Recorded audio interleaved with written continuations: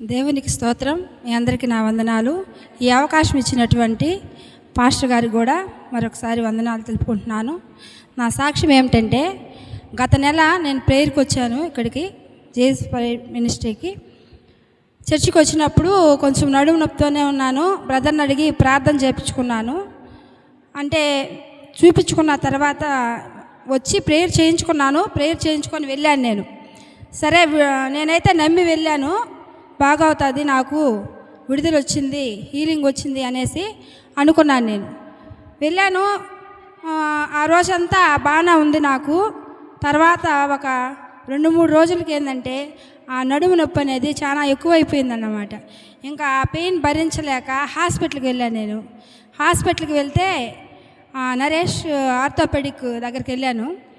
ఆయన దగ్గరికి వెళ్తే ఆయన ఏమంటే, ముందు ఎక్స్రే తీయించుకోండి అని చెప్పి ఎక్స్రే తీశారు. ఎక్స్రే తీసుకున్నప్పుడు బ్యాక్ బోన్ అనేది అది ఓపెన్ అయిపోయిందన్నమాట. అది ఓపెన్ అయిపోయింది, నీకు సర్జరీ చేయాలి, కానీ నువ్వు ఆల్రెడీ హార్ట్ పేషెంటే కాబట్టి నీకు ఎలాంటి సర్జరీలు సెట్ కావు, ఎలా చేస్తావమ్మా నువ్వు అని చెప్పి చెప్పడం జరిగింది నాకు డాక్టర్. అయితే నాకు చాలా భయం వేసింది.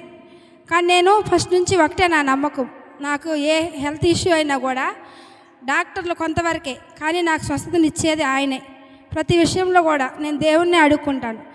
అప్పుడు బాధ భరించలేక ఇంకా బ్రదర్కి ఫోన్ చేసి చెప్పా, బ్రదర్ నా పరిస్థితి ఇలా ఉంది, కూర్చోలేకున్నాను, నడవలేకున్నాను, నేను పెయిన్ అయినది చాలా ఎక్కువగా ఉంది బ్రదర్ అన్నప్పుడు, సరే సిస్టర్ ఇంట్లో ప్రేయర్ పెట్టుకోండి మీరు, నేను వస్తున్నాను అని చెప్పారు బ్రదర్ శుక్రవారం రోజు ఫాస్టింగ్ ఉంది వచ్చారు, ప్రేయర్ చేశారు. అయితే ఒక మాట చెప్పారు, కుటుంబంగా కలిసి కూర్చోండి, కూర్చున్నప్పుడు దేవుడు మీ గృహంలో అద్భుతమైన కార్యం చేయబోతున్నాడు సిస్టర్, మీరు అందరూ తప్పకుండా ఉండాలి అని చెప్పినప్పుడు మేము కుటుంబం అంతా, నేను, మా ఆయన, మా పిల్లలు అందరం కలిసి బ్రదర్ కొరకు ఎదురు చూస్తున్నాం. బ్రదర్ వచ్చారు.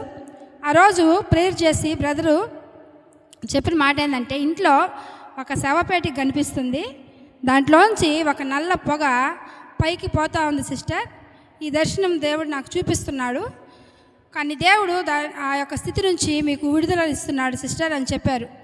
అయితే నేను నమ్మాను, ఏదైనా కూడా సాతానుడు ఏదైనా అటాక్ చేసినప్పుడు మాత్రమే హెల్త్ పరంగా కానీ కుటుంబంలో కానీ ప్రాబ్లమ్స్ వస్తూ ఉన్నాయని. ప్రతి ప్రాబ్లం నుంచి నేను బ్రదర్కి కాల్ చేసి చెప్పినప్పుడు, బ్రదర్ ప్రార్థన చేసినప్పుడు ప్రతి స్థితి నుంచి దేవుడు మమ్మల్ని విడిపిస్తూ వచ్చాడు. అదేవిధంగా ఈ యొక్క పరిస్థితిలో కూడా నేను చెప్పాలంటే మాటలు రావట్లేదండి. నేను ఒక హార్ట్ పేషెంట్, నాకు ఏ సర్జరీలు సెట్ కావు నాకు. ఎందుకంటే చిన్న గాయం తగిలినా కూడా బ్లడ్ అనేది బ్లీడింగ్ పోతూ ఉంటుంది, అది ఆగే పరిస్థితి లేదు నాకు ఆ స్థితి. అందుకని డాక్టర్లు భయపడతారు నాకు ఏదైనా ట్రీట్మెంట్ ఇవ్వాలన్నా కూడా. కానీ ఆ స్థితి నుంచి దేవుడు గొప్పగా నిజంగా కూడా ఆ దినాన బ్రదర్ వచ్చి మా ఇంట్లో ప్రేయర్ పెట్టారు. ప్రేయర్ పెట్టినప్పుడు దేవుడు మాట్లాడాడు, అందరితో కూడా మాట్లాడి దేవుని కార్యం నా గృహంలో నాలో చేశాడు. నాకు ఆరోగ్యం ఇచ్చిన దేవుడికి ఆ యొక్క బ్యాక్ పెయిన్ స్థితి నుంచి దేవుడు తొలగించాడు. నిజానికి అంతకుముందు వారం రోజులు నేను బెల్ట్ వేసుకున్నానండి నడుముకి, కానీ ఆ బెల్ట్ అనేది తీసేశాను. నేను ఇప్పుడు బాగా నడవగలుగుతున్నాను, పని చేయగలుగుతున్నాను, ఎక్కడికైనా వెళ్ళగలుగుతున్నాను, రాగలుగుతున్నాను. ఇంతటి గొప్ప కార్యం చేసిన దేవాతి దేవునికి కోట్లాను కోట్ల కొలది స్తుతులు స్తోత్రాలు. ఈ అవకాశం ఇచ్చినంటే పాస్టర్ గారికి కూడా హృదయపూర్వకంగా ధన్యవాదాలు తెలుపుకుంటున్నాను.